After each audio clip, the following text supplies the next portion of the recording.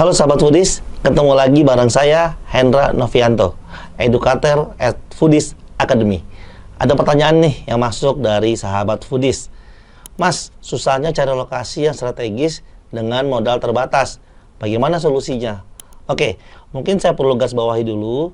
Bagi teman-teman yang memang mencari lokasi, sebetulnya teman-teman bukan hanya mencari sebuah lokasi yang strategis, tapi teman-teman mencari lokasi yang tepat untuk bisnis teman-teman. Ingat ya, yang tepat. Jadi yang tepat itu belum tentu di pusat keramaian atau enggak bersebelahan dengan brand-brand lain. Tapi yang tepat banyak hal. Oke, saya akan jelaskan satu persatu ya, bagaimana strateginya. Teman-teman harus menghitung dulu variabel antara target omset dengan target sewanya. Jadi ada variabel sewa yaitu 5 sampai dengan 12% dari target omset. Misalnya teman-teman punya omset targetnya 100 juta. Maka target sewa bulanannya adalah maksimum 12%. Saya anggap 10% aja ya. Berarti sebulannya adalah 10 juta maksimumnya ya.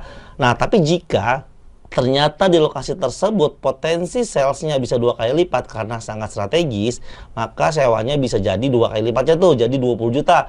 Tapi kan potensi salesnya juga 20 juta juga. Nah, teman-teman ini bisa juga mengambil tempat tersebut atau mencari lokasi lain. Tapi intinya nomor satu adalah teman-teman hitung dulu apakah targetnya masuk dengan target sewa dengan target omsetnya. Variabelnya harus matching ya, nomor satu. Nomor dua, jika teman-teman juga nggak punya budget untuk sewa di situ, walaupun sudah dihitung masuk nih budgetnya nih karena potensi 2 kali lipat, tapi duitnya belum ada sebanyak itu. Oke, bisa dilakukan dengan cara yang kedua, yaitu teman-teman sharing community atau sharing lokasi. Misalnya teman-teman masuk di area tersebut di food court-nya atau di compound atau di apapun lah yang bentuknya satu area itu banyak sama-sama tenantnya. Nah, bisa dicari tuh ya. Atau bisa juga teman-teman join di parkirannya supermarket atau minimarket. Atau bahkan teman-teman bisa juga join di brand kuliner lain di parkirannya yang saling melengkapi, yang tidak saling kanibal. Kadang-kadang bisa juga tuh seperti itu. Atau teman-teman juga bisa buka di depan parkirannya brand-brand fashion atau brand-brand lainnya yang memang bukan brand kuliner. Ya, itu nomor dua, sharing community atau sharing hub ya.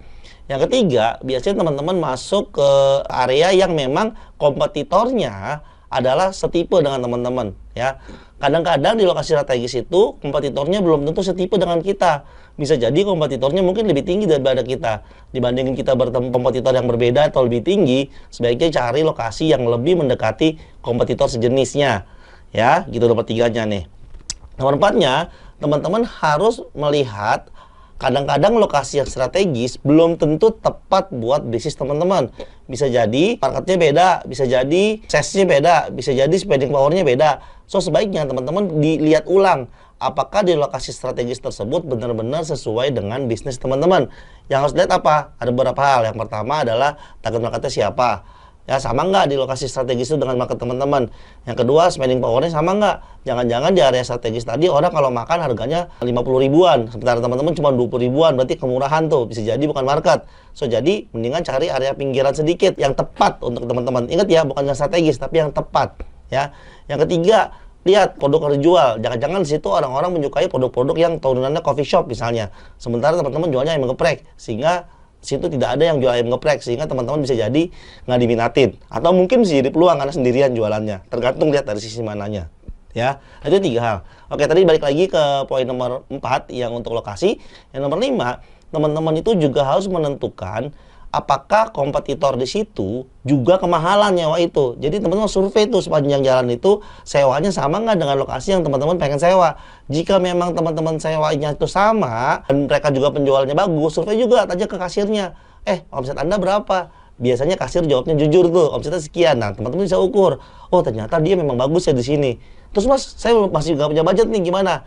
Nah, teman-teman bisa cek tuh di vendorkuliner.com-nya Foodies. Di situ ada bagaimana teman-teman bisa mencicil suatu sewa di tahunan menjadi bulanan. Silakan teman-teman cek di vendorkuliner.com. Di situ ada solusinya untuk teman-teman bisa mencicil sewanya menjadi bulanan.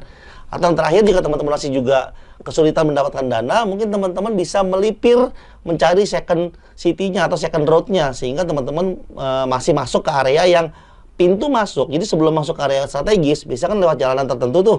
Nah, teman-teman pegat dulu di jalanan tertentu sebelum dia masuk ke area strategis, di mana sewanya mungkin lebih murah. So, teman-teman, buat teman-teman yang pebisnis F&B, selalu ada solusi untuk lokasi yang presisi. Asal teman-teman mau mencari dan mau menganalisa lebih dalam tentang bisnis teman-teman. Sahabat Foodies, itu tadi solusi mencari lokasi yang strategis dengan modal terbatas. Terus tungguin ya video baru dari kami. Silahkan subscribe di YouTube Foodies Channel.